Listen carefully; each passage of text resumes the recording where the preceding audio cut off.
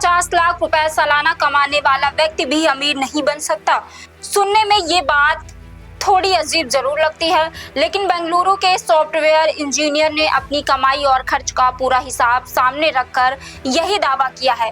उनका कहना है कि बेंगलुरु जैसे महंगे शहर में 50 लाख रुपए का पैकेज सुनने में भले ही बहुत बड़ा लगे, लेकिन टैक्स, किराया, कार, बच्चों की पढ़ाई और रोजमर्रा के खर्च निकालने के बाद निवेश और बचत के लिए बहुत कम पैसा बचता है। बेंगलुरु के टेक प्रोफेशनल अनमोल अग्रवाल ने सोशल मीडिया पर एक वीडियो शेयर किया, जिसमें उन्होंने बताया कि आखिर क्यों इतनी ज्यादा सैलरी होने के बावजूद बेंगलुरु में सिर्फ नौकरी करके बड़ी संपत्ति बनाना आसान नहीं है। अनमोल अग्रवाल के मुताबिक अगर किसी व्यक्ति की सालाना सैलरी 50 लाख रुपए है और पूरी रकम बेस पे एक तौर पर मिलती है, तो टैक्स और ईपीएफ जैसी कटौतियों के बाद उसके हाथ में करीब 45 लाख रुपए बच सकते हैं, यानी हर महीने लगभग 3 लाख रुपए। अब बेंगलुरु जैसे शहर में रहने का खर्च देखें तो एक अच्छे 2 BHK फ्लैट का किराया करीब 60 से 70 हजार रुपए महीना हो सकता है। इसके अलावा made, cook, grocery, gym, shopping और ट्रैवल जैसे खर्च भी जुड़ जाते हैं। अनमोल का कहना है कि इन सभी खर्चों को मिलाकर हर महीने करीब 1,20,000 से 1,30,000 रुपए तक आसानी से खर्च हो सकते हैं। अगर व्यक्ति कार भी खरीदता है तो आर्थिक बोझ पर बढ़ जाता है। कार की EMI, पेट्रोल, इंश्योरेंस और मेंटेनेंस जैसे खर्च मिलाकर करीब 50,000 रुपए महीना और जुड़ सकता है। इसके बाद बच्चों की पढ़ाई और परिवार से जुड़े दूसरे खर्च भी सामने होते हैं।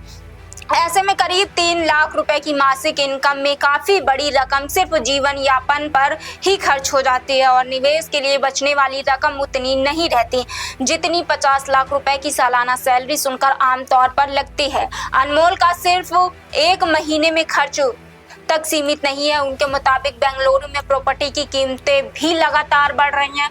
उनका कहना है कि आज जिस घर की कीमत करीब 3 करोड़ रुपए है, आने वाले वर्षों में उसकी कीमत 6 से 7 करोड़ रुपए तक पहुंच सकती है। ऐसे में अच्छी कमाई करने वाले व्यक्तियों के लिए अपने दम पर घर खरीदना आसान नहीं रह जाता, यानी एक तरफ सैलरी बढ़ रही है और दूसरी तरफ घर किराया और जीवन यापन की लागत भी तेजी से बढ़ रही।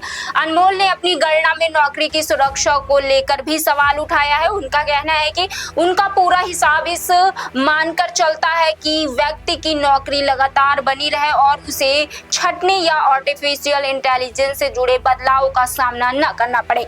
ऐसे में सिर्फ ज्यादा सैलरी होना आर्थिक रूप से सुरक्षित भविष्य की गारंटी नहीं है। कमाई के साथ साथ बचत, निवेश और आय के दूसरे स्रोत भी महत्वपूर्ण हो जाते हैं। अनमोल का सुझाव है कि अगर किसी व्यक्ति के लिए संभव हो तो रिमोट जॉब करते हुए किसी टियर 3 शहर में रहना एक बेहतर विकल्प हो सकता है। उनका कहना है कि छोटे शहरों में किराया और रोजमर्रा की लागत बड़े शहरों के मुकाबले कम हो सकती है, जिससे समान आय में ज्यादा बचत और निवेश किया जा सकता है। उन्होंने अपना बिजनेस शुरू करने को भी एक विकल्प बताया है। हालांकि सोशल मीडिया पर उनके इस दावे को लेकर लोगों की मिलीजुली प्रतिक्रियाएं सामने आई हैं। कई यूजर्स ने उनकी बात से सहमति जताते हुए बेंगलुरु में बढ़ती महंगाई और प्रॉपर्टी की कीमतें वाकई बड़ी चुनौती है, जबकि कुछ लोगों ने अनुभव हासिल करने के बाद विदेश में नौकरी करने को बेहतर विकल्प बताया है। हालांकि यह ध्यान रखना जरूरी है कि अनमोल अग्रवाल की गणना उनकी व्यक्तिगत आय और अनुमान पर आधारित है। किसी व्यक्ति की वास्तविक टैक्स, देनदारी, किराया, पारिवारिक खर्च, निवेश और बचत उसकी आय और जीवन शैली के हिसाब से अलग अलग हो सकते हैं। लेकिन इस पूरी बहस ने एक बड़ा सवाल जरूर खड़ा कर दिया है कि क्या आज के दौर में सिर्फ बड़ी सैलरी ही अमीर बनने के लिए काफी है, या फिर कम खर्च वाले शहर में रहना, सही निवेश करना और आय के अतिरिक्त स्रोत बनना भी उतना ही जरूरी है। फिलहाल इस खबर में इतना ही। आप देख रहे हैं इंडिया 24x7 लाइव टीवी और मैं हूँ आपके साथ प्रियंका सोनकर।